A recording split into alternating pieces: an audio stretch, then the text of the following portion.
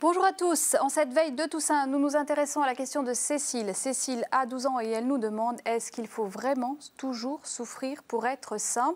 C'est vrai que les saints, beaucoup de saints ont souffert et souffrent et que la question mérite d'être posée. Alors avec mes invités, nous allons tenter de vous donner quelques éléments de réponse pour aborder cette question de la souffrance avec les enfants et les adolescents que vous accompagnez sur le chemin de la foi chrétienne. J'accueille aujourd'hui avec beaucoup de plaisir Anne-Marie Sonal. Bonjour Véronique. Bonjour Anne-Marie, vous êtes psychanalyste et théologienne. Et puis à vos côtés, j'accueille avec beaucoup de plaisir aussi aujourd'hui le Père Arnaud Goma. Bonjour Véronique. Bonjour Père Arnaud, c'est la première fois que vous venez. Donc vous êtes originaire de quel pays? Originaire du Congo-Brazzaville. D'accord, et vous êtes en France Et je suis en France depuis une quinzaine d'années. D'accord, vous êtes prêtre de la communauté du Chemin Neuf et puis Exact. Vous êtes vicaire de la paroisse... Vicaire dans la paroisse Saint-Denis-la-Chapelle, dans le 18e arrondissement de Paris, porte de la Chapelle.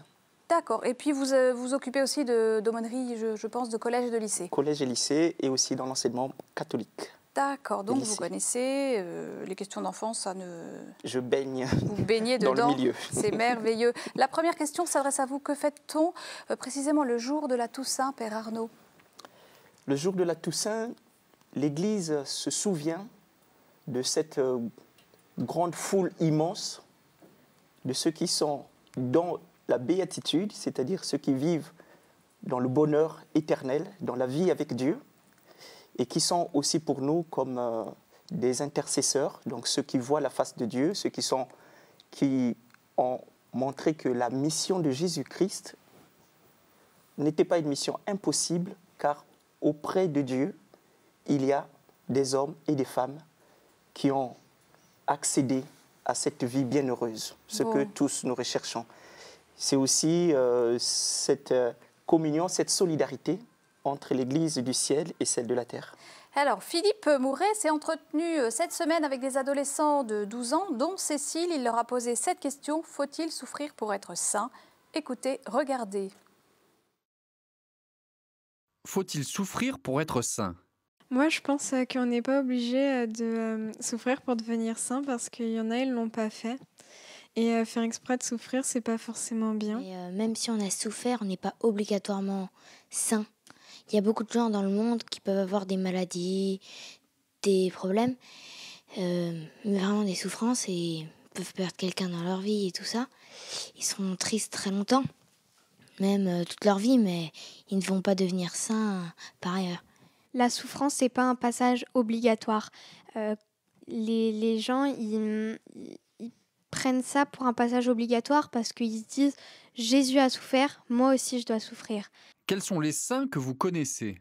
Il y a Saint François d'Assise qui est devenu saint parce que, il a créé les moines franciscains et il a tout donné pour suivre le Christ. Moi, je prends le cas de Marthe Robin, qui se nourrissait seulement d'une hostie par jour. Je pense que ça devait être très dur de se nourrir seulement d'un petit bout de pain. Je ne sais pas si on la considère comme une sainte. Enfin, pour moi, c'est quelqu'un de très bien, en tout cas.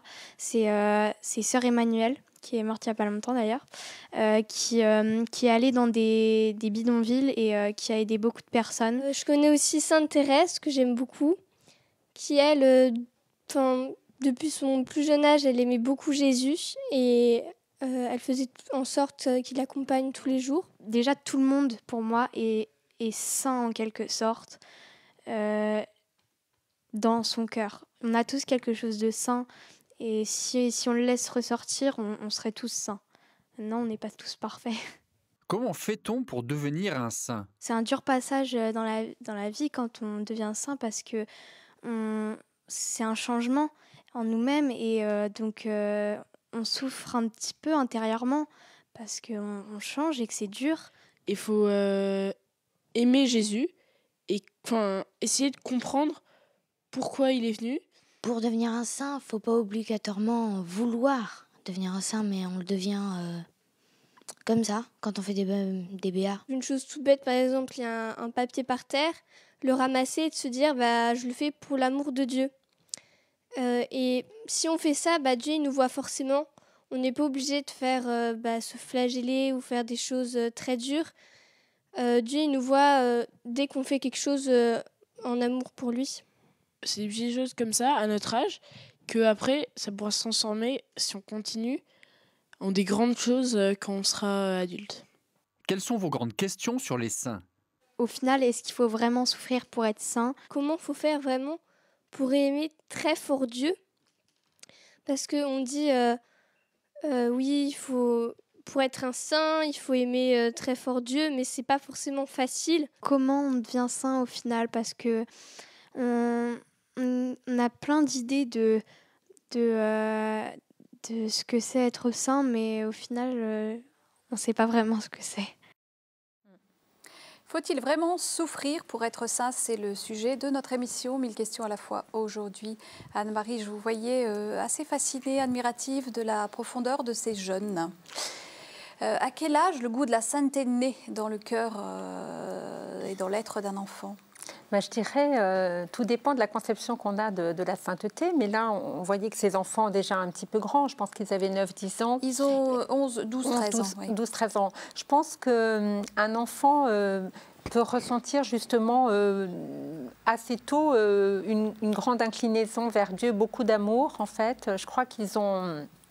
Certains ont bien dit que c'était la sainteté, c'est une capacité de compagnonnage au fond avec Dieu, en fait, être capable de vivre tout ce que l'on vit, que ce soit la souffrance ou la joie, hein, n'oublions pas les saints joyeux, en fait, vraiment pleinement avec Dieu. Alors, quand on est... Donc là, ils sont aux abords de l'adolescence. Donc, bon, l'enfance, vous dites, ça peut être relativement tôt, ce goût. À l'adolescence, ça se passe comment? Oui, parce que les enfants ont une dimension mystique quand même, hein, puisque leur pensée n'est pas encore aussi objective, aussi rationnelle que celle de ce qu'on appelle la pensée adulte à partir de 12 ans.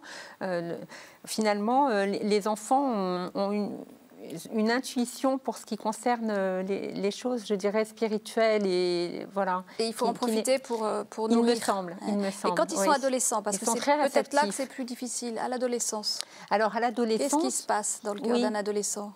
Alors, ils ont parlé des saints qui, je pense, qui sont touchés par les saints ou les saints vivants, en fait, comme Sœur Emmanuelle ou Mère Teresa, qui se consacrent beaucoup aux autres. Je crois que c'est ça qui leur parle beaucoup dans la société d'aujourd'hui, en fait, où il y a un grand décalage entre la richesse et une immense pauvreté. Je crois que ça les touche beaucoup à cause de leur volonté de ce qu'on disait un petit peu une autre fois, de leur notion de l'idéal, de l'absolu.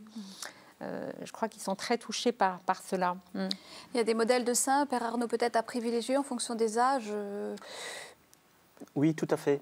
Comme Anne-Marie vient de le dire, c'est vrai qu'à un certain âge, l'adolescent est plus touché, marqué par la sainteté tournée vers l'amour du prochain, vers les actes de charité. Et je vois souvent dans les jeunes, c'est en ce moment-là qu'au lycée, qu'on est plus tourné vers la coopération, des missions humanitaires. Le fait de soulager la souffrance, la douleur autour de soi. Donc il y a des visages plus parlants à certains âges de la vie. Oui, comment on devient saint au final, demande Cécile. Alors comment vous répondriez à cette question-là? Comment on parvient à la sainteté? Mais je répondrais simplement que c'est par toute sa vie d'abord. C'est d'abord l'histoire de toute une vie. Il n'y a pas un examen de passage. On ne devient pas saint en un jour. Lorsque l'Église déclare une personne sainte, c'est parce qu'elle reconnaît que toute la vie de cette personne a été une vie orientée vers l'amour de Dieu et l'amour du prochain. Et que cette personne peut être prise comme modèle de la foi. Et est-ce que le chemin de la sainteté fait forcément souffrir? Mais c'est la question du jour. C'est une bonne question. J'aime beaucoup cette question parce que, d'abord, pour souffrir, il ne s'agit pas simplement d'être saint. Je pense Ils le disent, les enfants. Hein, il y a aucune, toute l'expérience humaine le montre que personne d'entre nous est à côté et indemne, ne sortira de cette vie sans connaître la souffrance, quels que soient les degrés. Alors, qu'est-ce qui caractérise? C'est déjà un terreau commun. C'est commun à l'être humain. La vie sur terre n'est pas. Mais qu'est-ce qui caractérise la souffrance chrétienne et pourquoi qu'est-ce que vous pensez de cette question? Anne-Marie, allez-y. Oui. En fait, ce qui me semble important, c'est que la phrase de saint Paul, ce n'est plus le Christ, ce n'est plus moi qui vis, mais le Christ qui vit en moi. Il me semble que quelqu'un qui est saint et non pas parfait, justement, quand il souffre, il perçoit que Jésus aussi souffre en lui, en fait. Et je crois que c'est un vrai chemin spirituel d'y arriver. C'est un enjeu de foi d'arriver à vivre sa souffrance, non pas comme une personne lambda, mais une personne qui se sait aimer de Dieu et qui sait qu'à ce moment-là, Jésus aussi souffre en elle. Se sentir habité comme ça, en toutes circonstances. Père Arnaud. Oui, et ce qu'elle vient de dire est importante parce que la souffrance du saint est toujours une souffrance en relation avec Dieu. C'est ce qui caractérise la souffrance chrétienne. C'est ce qui caractérise la manière. D'abord, la sainteté, c'est une grâce. Elle n'est pas donnée, ce n'est pas par effort humain, ce n'est pas un travail de dolorisme. On ne s'afflige pas à soi-même, on se donne pas la souffrance à vivre. Je pense que Jésus-Christ, lorsqu'il accompagne quelqu'un, son ami, qui vit en amitié avec lui, mais comme il dit lui-même, je porterai aussi vos fardeaux avec vous. Que penser d'une piété où dominerait, et ça a été le cas dans l'histoire de l'Église, une forme de mortification, par exemple le port d'un cilice dans le passé, ou une vie austère, trop de jeûne. Qu'est-ce que vous pensez d'une piété comme ça? Moi, je pense que c'est, comme je viens de dire, c'est une grâce, c'est-à-dire toute forme de piété doit être orientée par obéissance à la parole de Dieu. D'accord. Ce n'est pas du volontarisme. Et ce n'est pas une décision humaine qui décide de se retrouver avec des stigmates ou de jeûner, de s'affliger. Ce n'est pas du volontarisme. Ça, c'est important de le dire à nos jeunes. C'est important que ça soit vraiment par réponse à l'appel de Dieu. Et je pense que lorsqu'on voit dans la Bible les saints, les apôtres, les martyrs, tous ceux qui ont souffert, c'était par appel. Christianisme et dolorisme ne vont pas ensemble, Anne-Marie? Alors, de moins en moins, mais quand même, pendant des siècles, je pense que c'est allé ensemble. Et comment vous expliquez ça? D'où ça vient? Alors, c'est vrai qu'il y a des saints comme Edith Stein, comme alors Marthe Robin n'est pas encore sainte, mais enfin qui sont quand même qui se sentent particulièrement appelés ou habités par la souffrance. Une souffrance peut-être supplémentaire, qui se sentent amenés, on va dire, à souffrir davantage que d'autres pour rejoindre Dieu, il me semble. Mais elles se sentent amenées, donc, parce que ce n'est pas du volontarisme. Non. Donc, alors, il faut peut-être le dire autrement à des jeunes. Oui, comment on le dirait? Je pense que la souffrance du croyant est une souffrance qui n'est pas voulue. Car la souffrance est un mal. Voilà. Si c'était pour souffrir, ça ne servira à rien. Ça, c'est un point clé en catéchèse. Je vous propose que nous regardions notre reportage biblique. Faut-il souffrir pour être saint? Vivre en chrétien, cela engendre-t-il nécessairement de la souffrance? Regardez.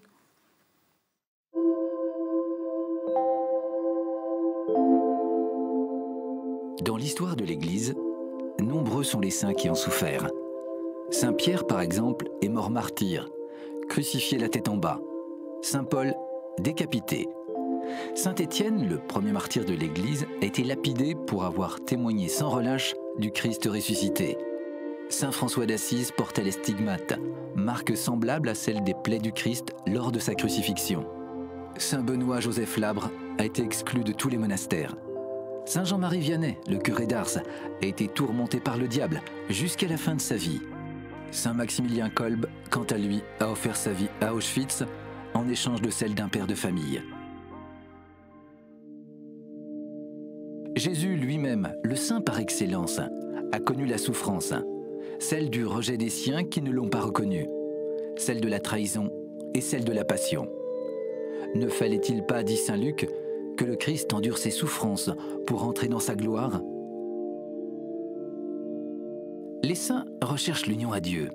La radicalité de ce choix d'amour, en certaines circonstances, peut aller jusqu'au martyre. Le lien d'intimité qu'ils partagent avec le Christ leur vaut souvent des réactions de haine, de mépris de la part d'autrui. Mais animés par une foi profonde et le désir de répandre l'amour au nom du Christ, ils demeurent compatissants vis-à-vis de leurs bourreaux. Ainsi, toute la vie du curé d'Ars était hantée par la crainte d'être indigne de son ministère. La souffrance des saints ne génère jamais de haine, mais décuple l'amour.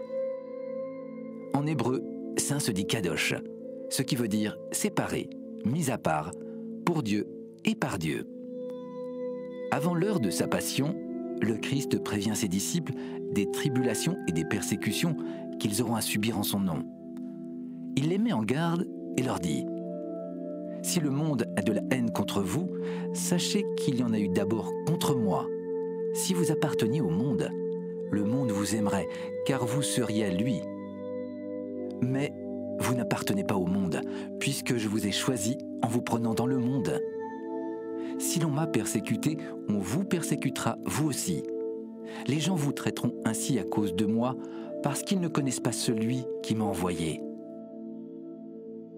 C'est ainsi qu'après la mort et la résurrection du Christ, les apôtres ont comparu devant le Sanhédrin et les grands prêtres.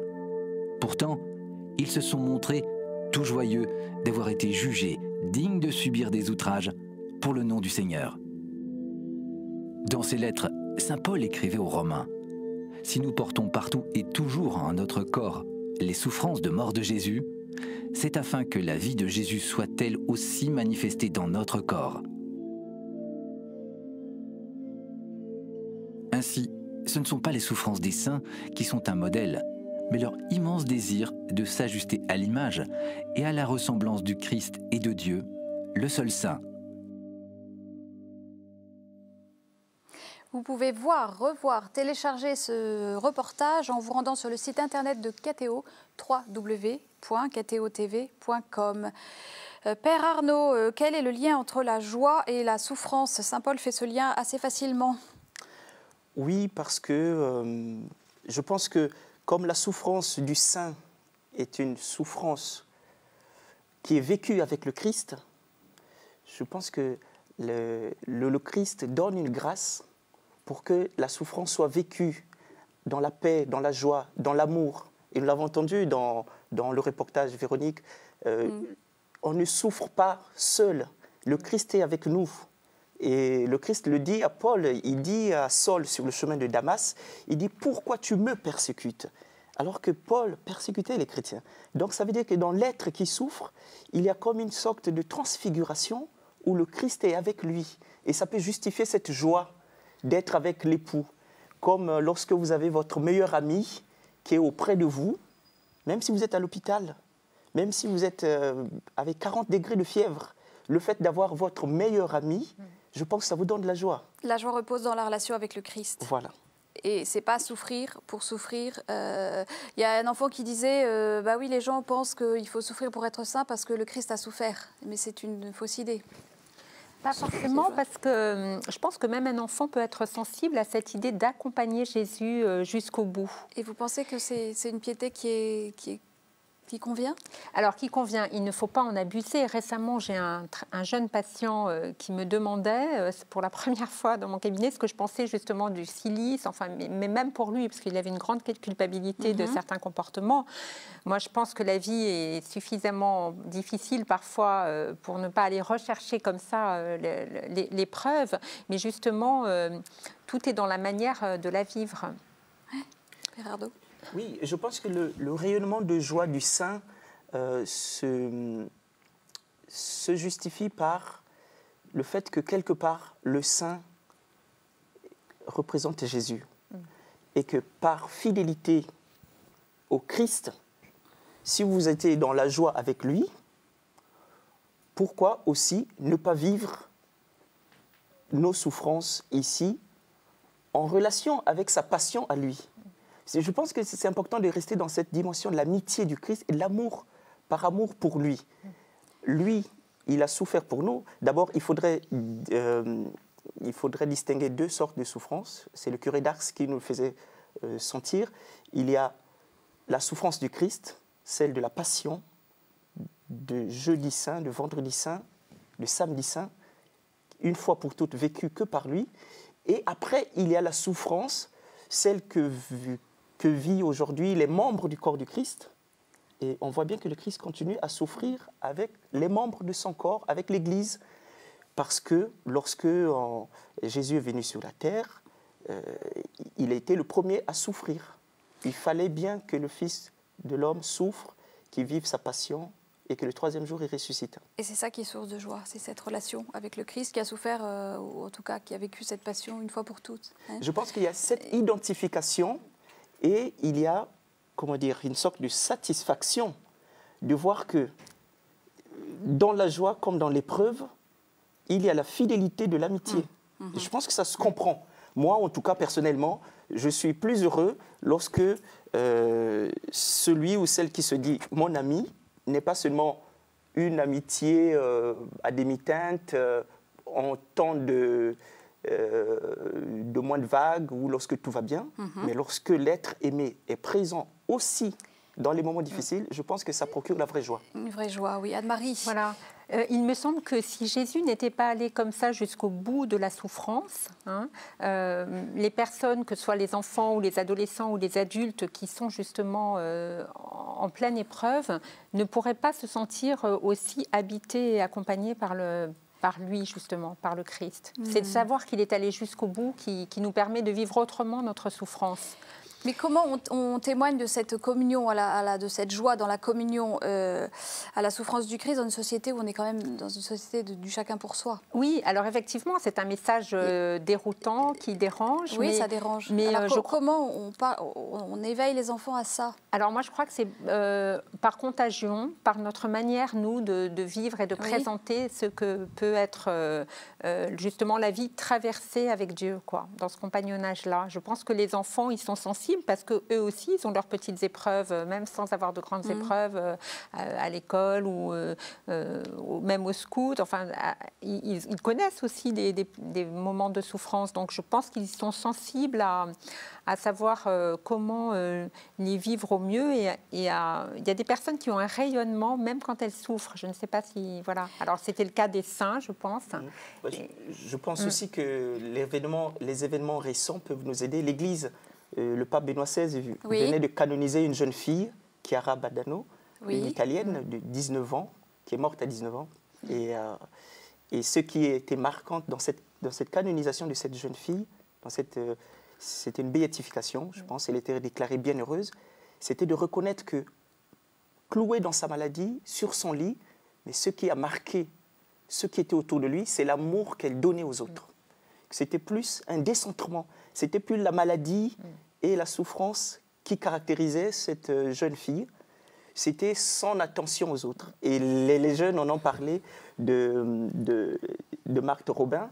Oui. Et beaucoup des gens, lorsqu'on allait autour du lit de Marthe, ce qui rayonnait, c'était son attention aux autres. Il posait les questions sur les gens, c'était pas sur lui. Et pas sa souffrance. C'était pas sa souffrance. C'est ça. On a l'impression que la souffrance est dépassée par autre chose. C'est ça.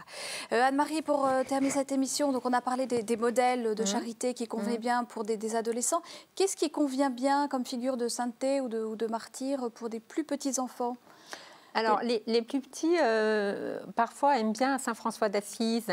Bon, les tout petits, à cause du dialogue, de l'amitié entre lui et certains animaux, côté qui donnait ses vêtements aux pauvres, etc. J'ai un petit peu sondé autour de moi. Par exemple, certains enfants sont très touchés aussi par Maximilien Kolbe. C'est vrai qu'on parle, et on a raison, beaucoup maintenant des camps de concentration. Et ça, c'est un modèle. Il y a un vrai don. Ouais. Je crois que les enfants sont accessibles à tout ce qui est un don de soi, comme ça. Et les moines de Tibrine, on pourrait considérer qu'ils sont... l'Église ne s'est pas prononcée. Peut-être plus difficile, peut-être plus pour des adolescents, les moines de Tibrine. Qu'est-ce que vous en pensez? Peut-être. Arnaud? Oui, j'ai plus... là, dans le lycée Charles de Foucault, dans le 18e où je suis, j'ai regardé au cinéma le film avec les premières. Oui. Et nous avons eu la joie de recevoir Monseigneur Henri Tessier, l'ancien archevêque d'Alger, qui est venu parler aux élèves. Et cette dimension universelle de la foi, par amitié, pour ce peuple, pour ce village.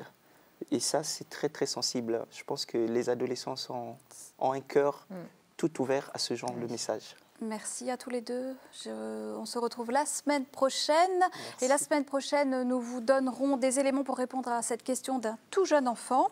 Dieu a-t-il une barbe? À quoi peut-il bien ressembler? Je vous souhaite une très heureuse fête de la Toussaint à tous. Au revoir, bonne semaine.